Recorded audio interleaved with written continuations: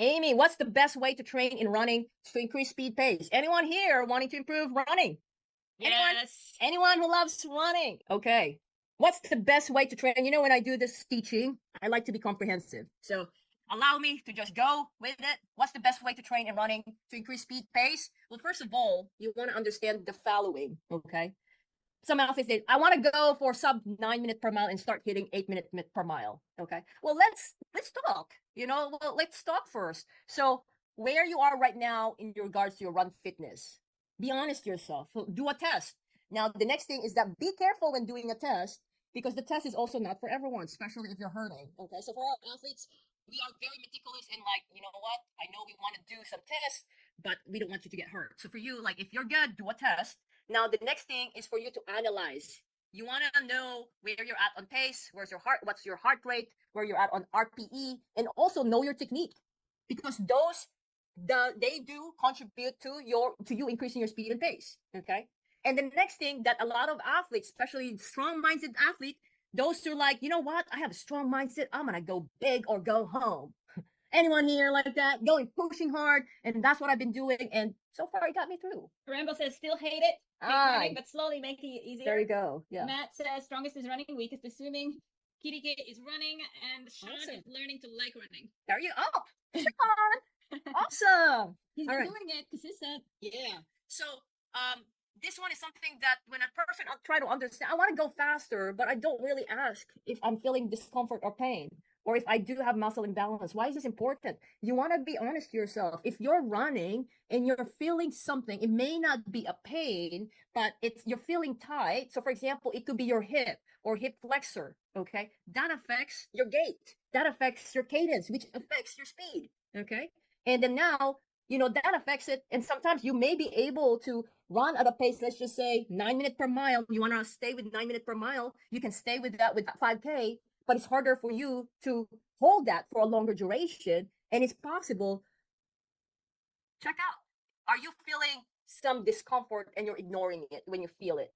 Because with our athletes, we do not ignore it. I asked them, I said, like, even though your pain level is 1 or 2, or you don't even know if it's even a discomfort, just tell us. Because when your body is complaining, and this one goes for for cycling as well. So for example, Christina, you said your toe is, you're feeling numb, right? Or your back. That affects your speed. Yeah, why would you want to go faster if you're feeling all that? So like, it's kind of like, like on a bike, if we press that brake, even as much like you're working hard, you're going hard for the speed, but if you press that brake, you're really not going to get fast because something is stopping you. Okay. And that's why we want to address that. Any muscle imbalance. Yeah, so the discomfort is kind of like your brakes. It's not letting you do what you want to do. And that's where it comes to place the body maintenance. Okay. That's where we solve with our athletes the weak areas. Okay. Weak area of the body. Okay. The next thing that you want to, like be true to yourself is time availability to train.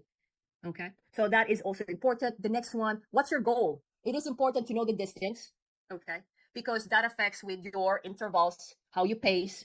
Okay. Because you don't want to overdo it either if you don't need it. Okay. Is it running for triathlon? That affects in regards to like structuring your workouts. Yes. Are you expecting to do a bike before that, or are you just running? Yeah. And also, it's not just that. It's more about like the sequencing. Okay. How do you sequence it? How do you structure the swim, bike, run so they're actually helping each other and it's not like distracting or putting negative impact to the other sport? Okay. And that's so where trying to do it on sore legs. Yeah. Yeah, it could be good, it could be not. So those are the things. That's why proper structuring with the triathlon is important. We have athletes who does 70.3 and still wanting to qualify for Boston. I'm going to show that in a bit. Or like an Ironman and wanting to qualify for Kona while qualifying for Boston. It's possible that you can do that, but it needs to be structured properly. So is it run specific race? Then the next is what you want to know is date of the race so that you know how long the training period that you have left to be able to set realistic expectations. Good so far? All right. So now let's continue. What's the best way to train in running to increase speed pace? Structure and plan your workouts that fit your schedule. Okay. And your workouts, not a lot of training plans there covers this. And I strongly recommend that you look for plans wherein it's addressing technique, because the technique makes running faster wherein you're not putting more energy. Efficient, yeah. And it's reducing the risk of injury. Okay. Or discomfort. If you're running, if you know what to activate in regards to muscle activation, because there are times, like, let me tell you. So I was already lifting weights a lot. Okay.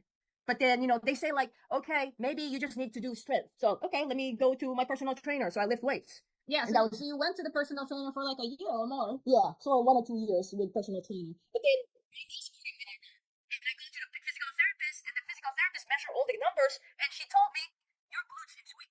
What? How is that possible? I'm lifting weights. For like 2 years. Yeah. Well, one of the things that I learned also is back then is I did not know how to use my muscle. I didn't know how to activate my muscles. Like if you think about it, you're running. How do you activate your glutes when you're also running? Like, right? There's so many things. They say engage your core, breathe from your diaphragm. There's like all those techniques. How do you do all that? Okay. So that's what we teach for their athletes.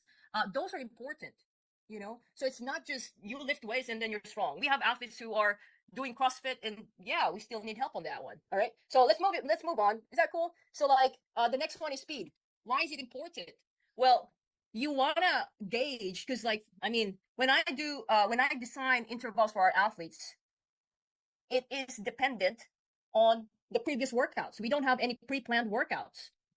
So when you do structure your workouts, I'm going to jump to the next one. When you do structure your workouts, you want to do what?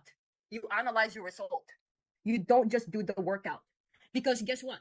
Just doing the workout and not doing anything about it, not really learning or understanding it, or not looking at the data, you're basically, guess what?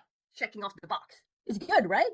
Because you're working out. You feel good about it. But you want to increase your speed and pace. You want to be intentional. To be intentional, you want to go look at the data, right? How can you target to go to a faster pace if you're not being intentional of how to get there? And for you to be able to do that, looking at the data, where you put your focus on will get the result. Okay. So for speed, you do need to know what is your safe area. Each person has a safe area of where they're supposed to be within. You don't want to go at the bottom of your safe area because it's going to take you a long time to improve. But if you're pushing past your safe area, you're pretty much putting yourself at danger of injury. Yeah. So yeah, we have athletes like they used to not pace properly. Oh, coach, but I really like just pushing hard because I want to go hard. But the body doesn't work that way. You want to do gradual progression. When you start doing proper pacing at the pace that you are capable of, and then working on, like, for example, VO2 max, those tempo, all those, and then knowing the proper pace and the proper length of the interval and the rest, then you would be able to see the result if you're doing it correctly. All right. So definitely, besides just doing your workout, make sure to analyze your result. Don't just do the workout, learn from it, reflect. I strongly recommend to adjust weekly based on your progress.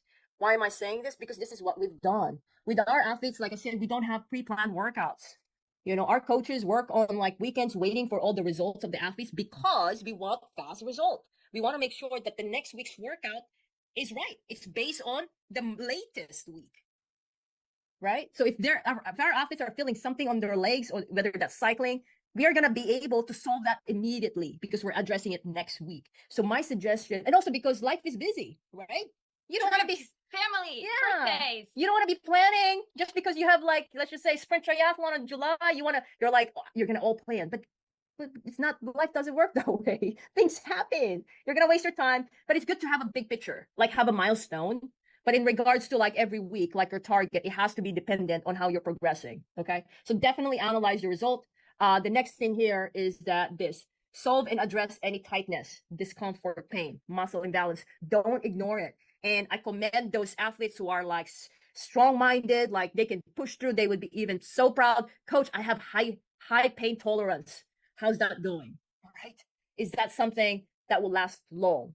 Are you aiming for training longevity? Because with our athletes, we want our athletes to be still doing triathlon when they're 60s, 70s. My oldest is actually 73 and doing triathlon. Okay.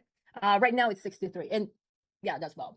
And also Kat. Yeah, I'll show it to you in a bit. And then last but not the least, very important, consistency. Consistency. Doesn't have to be always hard, but consistent. Now, the challenge is that how can you be consistent when you're very busy? Is that your question, everyone? Or is that just me? Because yeah, I assume that is the challenge because it was my challenge. But, like, to me, I mean, I remember how it was for you. You used to do long weekends. You would go, you would disappear the whole weekend. A lot of miles, a lot of miles. Yeah, because I was all focusing on the volume. Yeah. But then like the volume is not just the only that's not the only goal, you know, like for one to be good and get the speed and pace, you want to be intentional technique, get the speed, endurance, race skills. And you know, so like with our athletes, let me show it to you. So it is possible. This athlete here, when he started, he had plantar fasciitis, knee pain, hip issues, but in 4 months, he got his 70.3 PR. Okay, Boston Marathon, and he was going 5 races. It is possible, only if it's done right. Okay, and actually, so his 70.3 PR back then was 5:37. Doing all this, if this is your type, it's possible, but you want to apply this ones that what we just taught. Okay. So Joseph is saying he loves running, but he needs to open his hips to mitigate back pain so that he can do a half in 1 hour 15 minutes or better. Well, so like Joseph, I believe Joseph, are you also doing triathlon? I believe you probably said no. I didn't remember. So yeah, so definitely if you are, you know, if you're having difficulty with the back, that would slow you down in regards to the running portion. And what you want to do is be able to address the back while you train properly and the right pacing, because you wouldn't want to push on the fast paces if you're hurting, because it can get worse. You also want to look at your technique and also your training structure. You may be overtraining. You may be doing more than you can do. The combination of it. A lot of athletes, especially those who want to go faster. All right, I'm gonna go for half marathon. Let me calculate half marathon average pace 8:30. I'm gonna run 8:30 for the entire time. But that's not the way it is. You want to go back to the run faster formula that we do have here. Okay, is that cool? All right. So let me see if I can. Do you have some other examples you can show, maybe? Okay. So yeah, so like for example, you can do this as long as you stay consistent. Are you guys still there? I cannot see you guys. All right, so we have another athlete here, you know, and it doesn't have to be, if you want to, for example, for athletes who are wanting to qualify for Boston Marathon or Ironman Kona, you don't really need a lot of years. If you are training intentionally, this athlete, for example, Kona on second Ironman, Boston Marathon on second marathon, and busy father of 4, can do it. You can do it. Okay. But make sure you train properly. Okay.